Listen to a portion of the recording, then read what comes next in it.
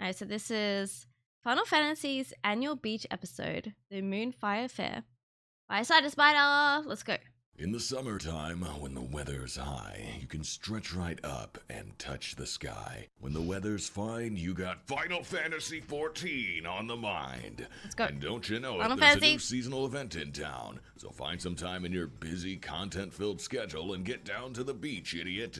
Hi, I'm Cider Spider. And today we'll be checking out the latest Moonfire Fair in Final Fantasy XIV. You might be wondering, Cider, why didn't you do a video for the Make It Rain event last month? And I might respond, lol.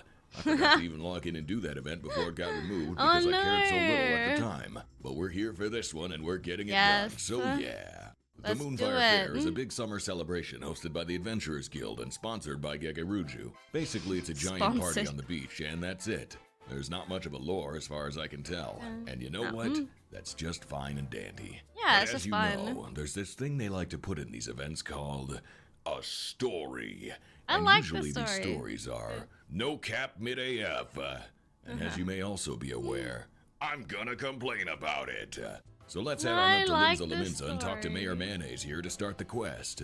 Our friendly little condiment captain sends us to seek out Herr Maga and see what Herr kind of menial Maga. chores he needs our help with. In return, we might get the privilege of meeting the Sunshine Savior, which to me just sounds like a bargain bin warrior of light with whom we're already well acquainted. So it kind of sounds like the whole thing is a scam and we're about to get taken advantage of again.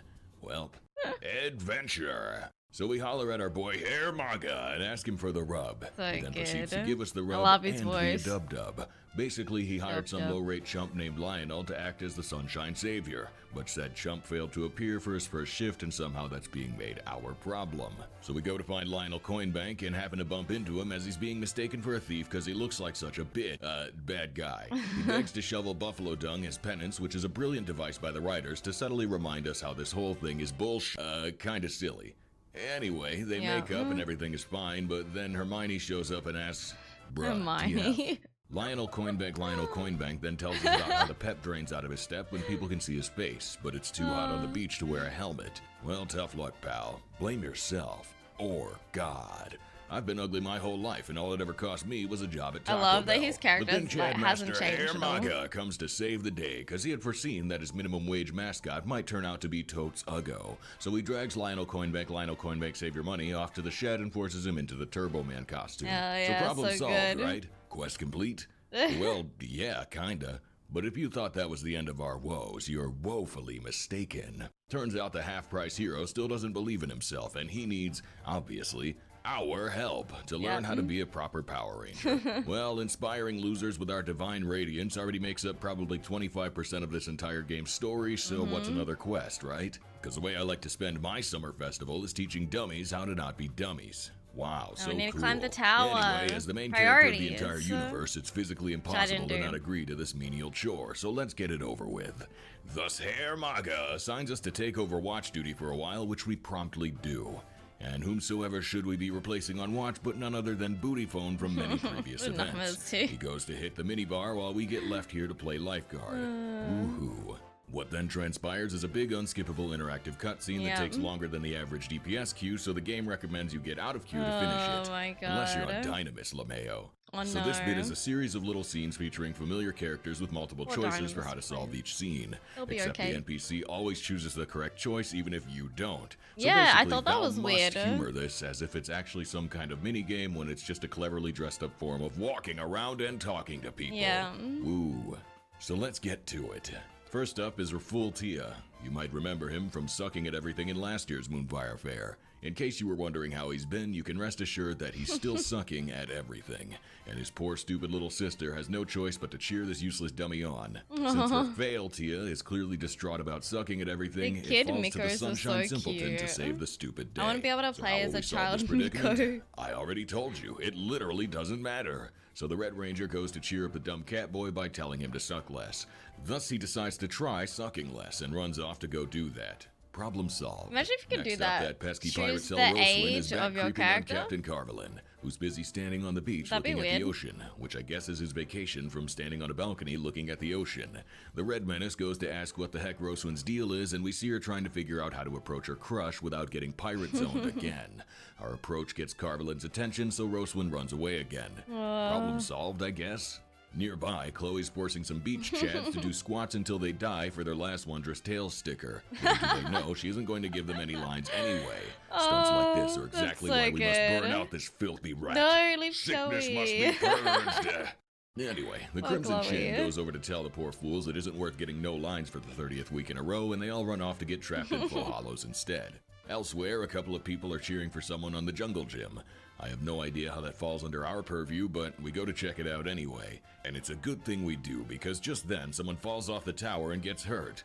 If he dies, it's going to be really bad for Gegaruju's liability insurance, and we just can't facilitate that, so Captain Magma dives in to save the day. Cool. So now that we've solved every problem and established world beach peace, things are looking up for our bumbling idiot companion. Bootyphone returns, and we go to report to Herr Maga on how everything went. This seems like the perfect opportunity to ask Mr. Coinbank about his tragic past, and so that's what happens. Thus, the dweeb explains how early in his career he sucked at his job protecting a caravan and the entire thing got destroyed. Even though no one died, everyone recognized this chump as in fact a chump, and so he became rightfully ashamed to show his pathetic face anymore. Herr Maga then tells said chump that the ugly costume he's wearing is modeled after the Phoenix. I mean the Thunderbird. I mean the Sunforged. Oh my god. Sorry, the Phoenix.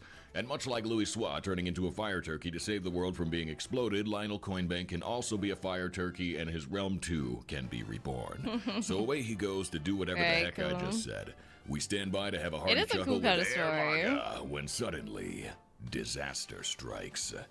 Because obviously you can't have a giant annual beach bash without a frickin' street shark showing up. And he's pissed. Music. After months of 0-to-1 lines in his Wondrous Tales, he's about to unsink Chloe's head from her shoulders for his next sticker, and we wouldn't want that to happen, would we? Right? But never fear, Sunset Superman is here. He charges in with a straight punch, and Chloe escapes to terrorize us for another week. Our bumbling friend tries to subdue the fiend, but since Riddle of Earth got nerfed, he just can't tank the hits. Things are looking bad, but Herr Maga believes in his new mascot and convinces us to stand at a safe distance and not get involved. So instead, we yell some words of encouragement, and the crowd joins in. Thanks to our backseating, Lionel Coinbank realizes that he's been playing Monk all wrong, and correctly rejects his rotation to embrace Dragon Kick instead. Obviously, this works, and the day is saved. Of course. Everyone's happy. Woohoo. We have one last chat with the victorious loser who now believes in himself and vows to kick all of his future problems away. Godspeed. Herr Maga then rewards us for our help with an ugly Beetleborg suit that you can only wear as a full-body glam. Yeah. Cool, I guess. So that's the entire event quest. Once you've finished it, you can spot a few familiar NPCs hanging around the area. It's mostly the usual suspects like Puddingway, Manolin and Sicard, the Songbirds, some ugly gnome, and a bunch of other random ARR characters from guilds and stuff. As for extras, the only items you can buy for this event are party favors. No silly posters or furniture items this time, so really the only exclusive is the Sentai suit. It's a fine enough glam and it dies well enough, but the devs were too cowardly to split it into multiple pieces, so if you want to be a Power Ranger, it's basically all or nothing. Though it is worth noting that they actually modeled different helmets for every race, meaning for once Hrothgar and Viera actually get to have nice things. Now imagine if they put that kind of effort into the $22 cash shop glams. But I digress. It's progress and I shall applaud it. Hopefully this is a sign of things to come. We'll get there. Yes. Anyways, other features of the event include countless awesome backdrops for screenshots and a certain elephant in the room. Not that kind of elephant. I'm of course talking about the Eorzean Nimble Warrior course, i.e. the Moonfire Fair Tower. This big old pile of Jenga blocks is a regular fixture of the event and appears most years. It's a massive platforming puzzle that's supposed to be incredibly difficult to summit. As a Kugane Tower appreciator myself, I've looked forward to this tower since I first heard of it. My first attempt at climbing it last year took around 2 hours from start to finish. So of course, I jumped right back into it when I saw it return this year. I'm so bad. And somehow it managed to be disappointing. Anyone familiar with the tower knows that the higher you go, the harder it gets. At the very top, you reach a point where the platforms are so small that the only thing holding you up is the awkward hitbox circle, and every jump is from one invisible safe spot to another, usually while going around a corner. It's pretty challenging. But I love that he this did on year Leather the tower Daddy. has a new feature. Alternate challenge routes. They're challenging because every now and then a bomb falls on them and very slowly explodes. So unless your ability to measure timing is on par with the average PF Raider, these alternate routes are actually incredibly easier than the standard route, which is just a little lame. That's right, even the Moonfire Tower gets nerfed in Endwalker. It's still fun, I guess, but I like the previous one better. So anyway, that's all the events got to offer. All in all, it was a pretty good one. As always, I prefer when the holiday events have content other than dialogue-only quests, and the Moonfire Fair delivers with its optional tower climbing challenge. The tower turns into somewhat of a hangout spot during the event, so it's an all-around good time, even though I wish they hadn't made it easier. As for the quest itself, it basically met my expectation. Our quest lead was a new character who was about as generic as they come, and the familiar faces were largely in the background. The story was fine, and the cutscenes were good, so I can't really complain much. I do wish that the interactive cutscene was a little more interactive, though. Since your choice doesn't change the outcome, it's less fun than it could be. What's the point? I wish this played like more of a mini-game, and even if there were no fail condition, it might be fun to have slightly different outcomes based on how many prompts you got correct. Matsu's fish-selling quest in Endwalker was a good example of this, where your success with the dialogue choices changed the resolution to the scene. I'd say I'm pretty satisfied with the event, though I'll be happy to never see this red Power Ranger dweeb again. I'll miss the climbing tower when it's gone. He'll be in the next event. Miss Lionel Coinbank, Lionel Coinbank, Lionel Coinbank, Lionel Coinbank, Lionel Coinbank. I've never heard of this in my life.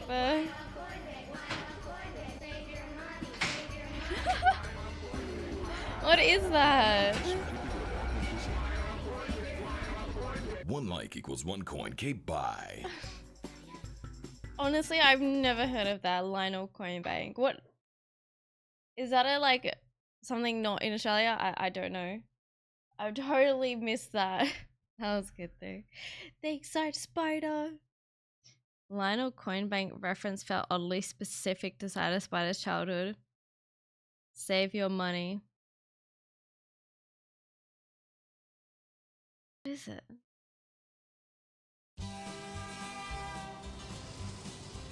Here is a collectible bank sure to warm the hearts of everyone who loves trains. It's the Lionel Train Crossing Bank. Just oh insert any coin my and the god. The engines turn. You even hear that nostalgic whistle blow. And it's a genuine Lionel collectible. An amazing gift for everyone who loves trains large and small. And perfect for anyone wanting a fun way to save that change. You even get to watch your savings grow. Trains harken back to a simpler time in American history, a time of greatness, a time of ingenuity, a time of limitless possibilities. We'll celebrate Oh those my times god. with the Lionel Train Crossing Bank. It makes saving those coins a lot more fun. Save your money, save your money. Standing a full 4 feet tall, every time you insert a coin, the signal lights flash, you practically see the train roll by, and you hear Kid's that face. locomotive whistle blow. A great gift for any age, and so much more fun than just a piggy bank. This is a genuine It's Lionel huge. collection, complete with this certificate of authenticity.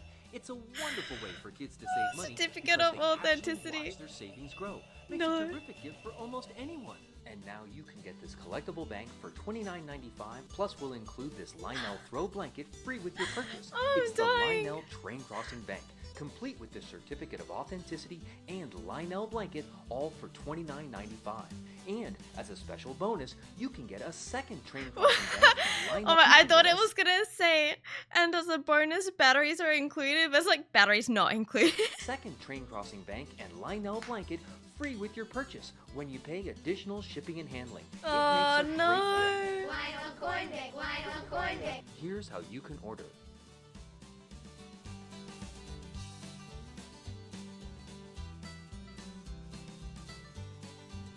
Wow, man. Commercials have come so far. Oh my goodness, an old American commercial from like the 1990s. Yeah, I mean, I remember shit like this. Since 1900s? Oh my god, Lionel. I've never heard of Lionel in my life. Oh, that was funny. That was funny. I enjoyed that.